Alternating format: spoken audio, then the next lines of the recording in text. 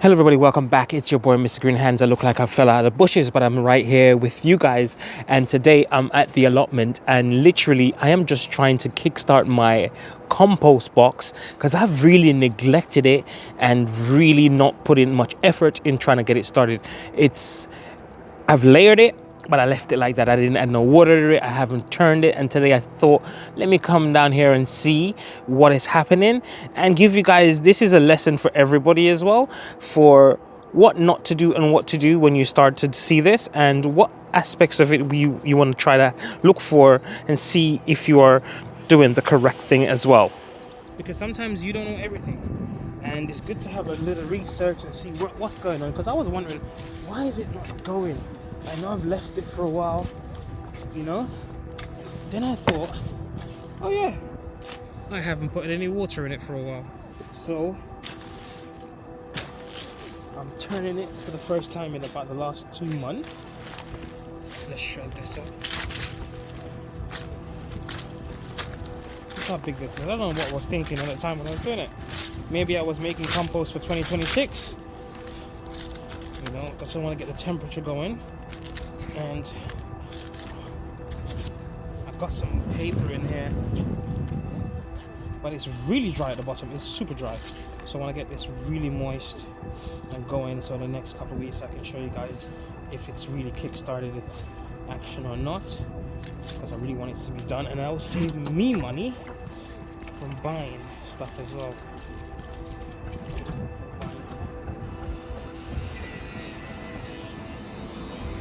Nothing like a friend keeping you company while you're out in the garden. Hello, Mr. Robin. How are you doing? Good old Sunday, fun day, Monday. In this compost, it's really doing well. Look at this, guys. I've literally turned it a little bit to get up from the bottom as well, and really get it really moist where I can squeeze, and 2 drops. Look at that. Let me get it closer so you guys can see. So I've got it here, I'm going to squeeze it, and look at that. That's what I'm looking for. Not overly wet, just to have driplets in there.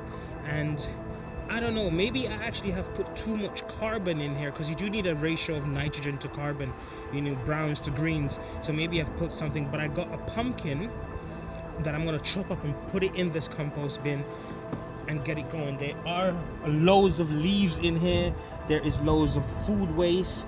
I've got lots of stuff from the garden that I've been having and I've been putting in there. Maybe it's composting is very scientific in a way, but you live and you do as you go. Failure, it doesn't matter if it's like this, it could take a longer time to break down, that's fine, but seems like it's doing well, I think, because where I had it last time, I had it over the cardboards, around the edges there. I had the compost all over the cardboard edges, and I think it's doing a good job down the bottom, but it's not doing it fast enough, because I want to heat it up and get it going so I can have something for the rest of the year. So I'm going to get that pumpkin that I lost.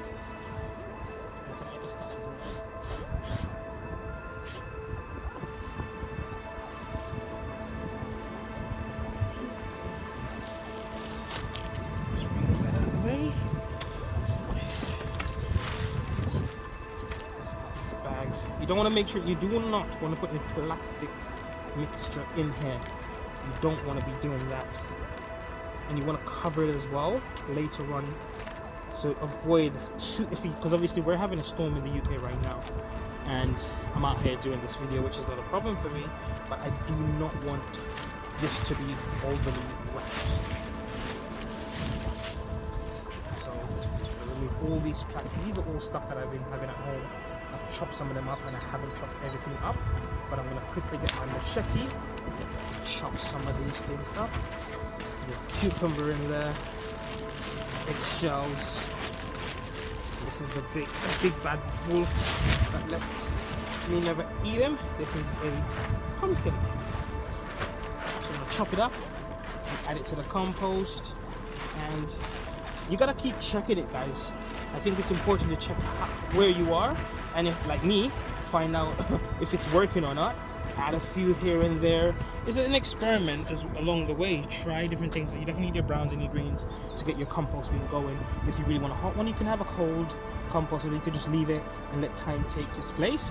But I'm really trying to increase this, so I need to get it going so I can have something to use in the garden throughout the year to save me money.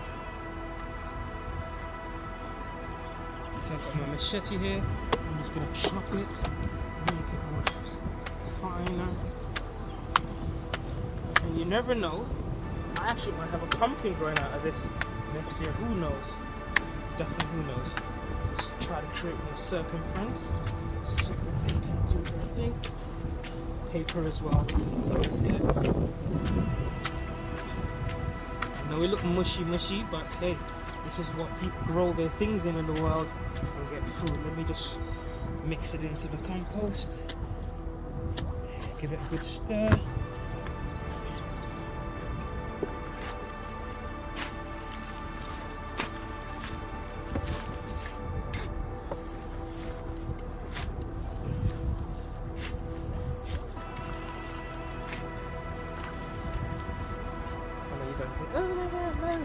It's yucky stuff. The yucky stuff produces food for you to eat.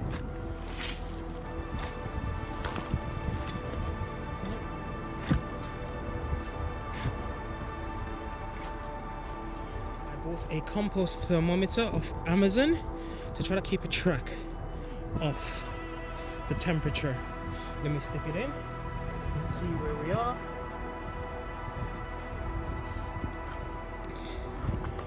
Obviously because it's a bit cold, so right now it's saying almost 10 degrees. It's probably about 8 degrees, but it is cold out here. So in the future I'm going to come back and check on it at my thermometer. It's very important to keep an idea, check the temperature, because you don't want to overkill it and you don't want to underkill it. Right now it's not doing anything, so maybe about a week or two, possibly about a couple of days actually, I might come back and check on it and see how it's doing and make additional things to it.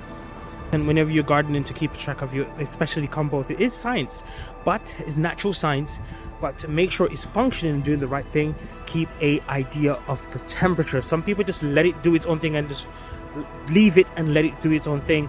Once you've got the amount of carbon and nitrogen, browns or greens, to a good ratio, leave it, you turn it now and again, and that you see the decomposition, it gets smaller.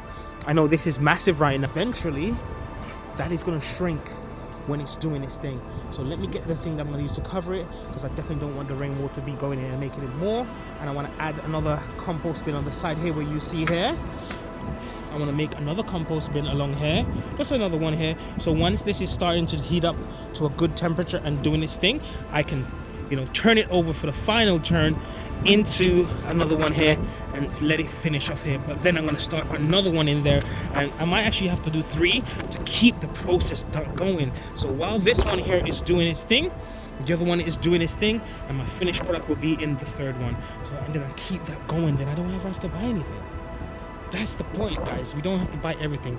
We could just start off buying it, and eventually you produce your own or have something going for you, and then you will have a compost that is rich for your garden. Thank you very much, and please do not forget, we need to look after the planet, because we just have to. It's our home. See you guys next time.